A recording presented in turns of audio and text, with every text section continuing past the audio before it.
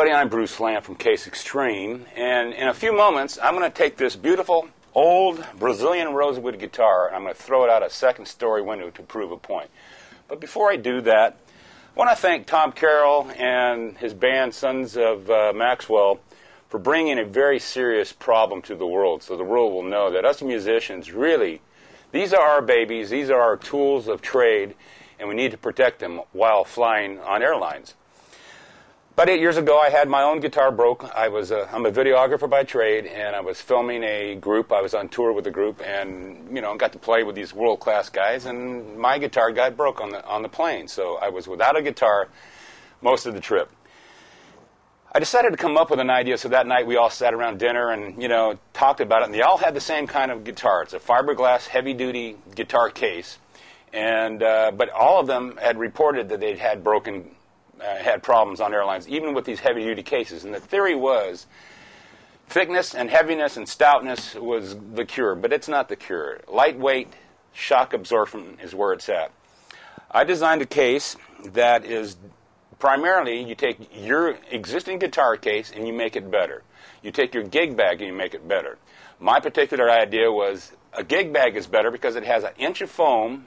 A good gig bag has about an inch of foam all the way around it, which protects the guitar. And then you take these shock-absorbing systems right here, which I designed. And I got this idea from looking at video equipment that I would purchase. Flat-screen panels, monitors, computers, and things like that are all come in cardboard boxes with foam pads on the corners and key areas. This is all you got to do. I've got 6 of these. They go around your guitar case in various areas. There's six pads, and they suspend your guitar or gig bag within my case. There's air around it. There's nothing touching the walls. But you have over 2 inches of foam, and that is the key. We sold over 3,000 cases. I originally designed this for airlines. I wanted the airlines to provide these to us musicians. If it was even a fee basis, if they charged us $20 to $40, we would probably take them up on it if we knew our guitars would be in better shape when they arrived and not completely broken. So that's what I came up with. And I want to once again thank Tom Carroll and Sons of Maxwell. And guys, if you would like one of our cases, I'd be glad to comp you some cases for the band. And, you're quite welcome to them. And you've done a tremendous thing for all of us musicians. Now let's go throw this beautiful rosewood guitar out of the second-story window. And, I've been challenged a couple of times. People said, oh, your cases look like they'd puncture. So I hit it with a hammer, and they said, look like they would crush. They don't look strong enough. So every trade show that I would go to, I would get the strongest, the biggest guys I could find. And we've had guys that weighed over 400 pounds, and myself, who weighs over 250, standing on my case with my $5,000 guitar inside. So also, if you call Taylor Guitar, they give my name as a reference for a good way to ship your guitars around the country. So that I thank them very, very much for that, and they're great people, and they're right here in my hometown. So it was nice to get those endorsements from them. So without further ado, time for the test. Okay, here's the guitar in the gig bag.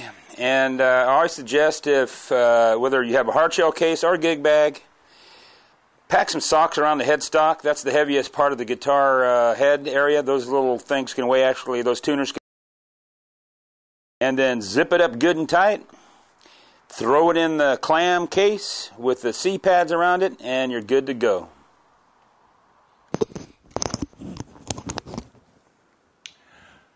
Okay, here we have the gig bag packed inside the clam case. As you can see, I've got the foam C-pads along the top. It's very snug. When the lid shuts down on top of these, they hold themselves in place. Around the bout and the body of the guitar case or gig bag, I have 1 at the bottom and 2 on each side. This holds it nice and snug. You may be able to see some rubber bands there. Those rubber bands are holding an...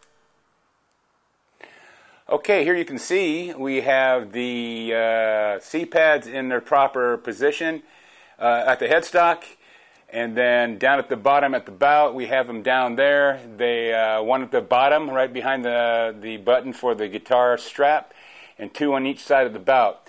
As you might be able to see here, there's a little rubber band holding a couple of shim pads on each side of the case. because it's a gig bag, it's a little smaller than a standard guitar case, so you may need some shim pads, which are also included, along with the wheels and everything else, the guitar straps, guitar shoulder strapping, etc. Now let's go up to the roof and give her a bon voyage.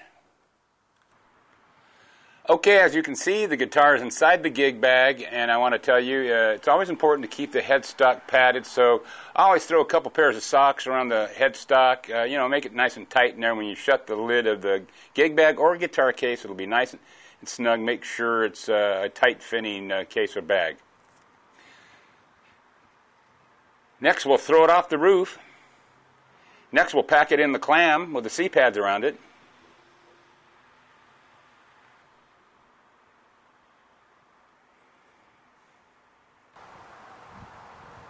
Okay, we're recording.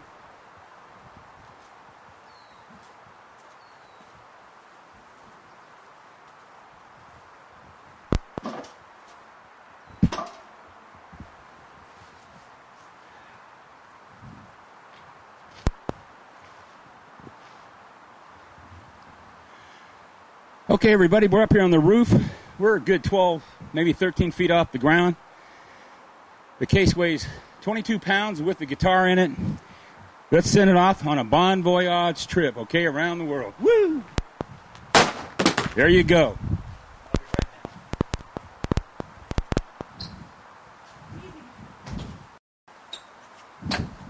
Now let's open her up and see what's going on here. Made a heck of a noise. Made a nice loud bang. I didn't hear any strings popping. As you can see, it's just perfect there. I'm going to go get the camera real quick and zoom in on it.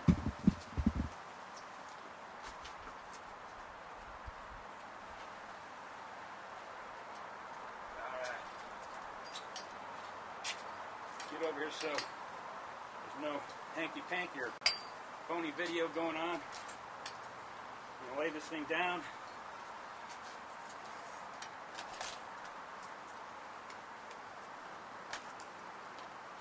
Okay. Sorry it's taking so long. My heart's pounding because, this is exciting for me. Put the microphone back on. I just love it when I do things like this because it gives you a little adrenaline rush. Anyway, here we go. Pull it out. Case is in absolutely perfect shape. And I'll bet you anything, so is this beautiful guitar. There is not a crack, there's not a scratch, there's nothing.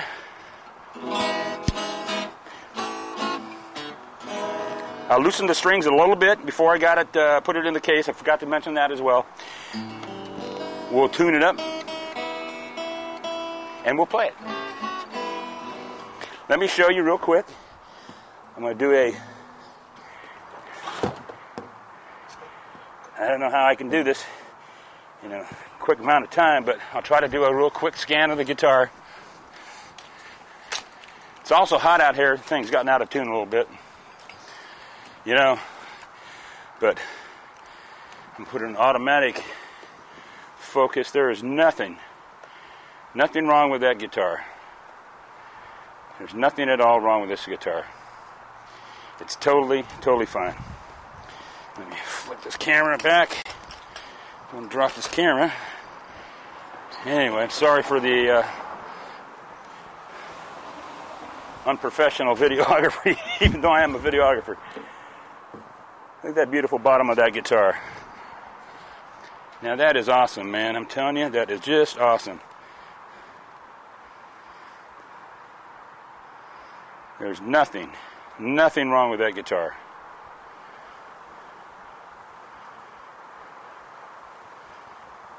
Absolutely nothing wrong. Make sure you see the sides. Well, folks, you're just going to have to trust me. I can't do it all the Oh.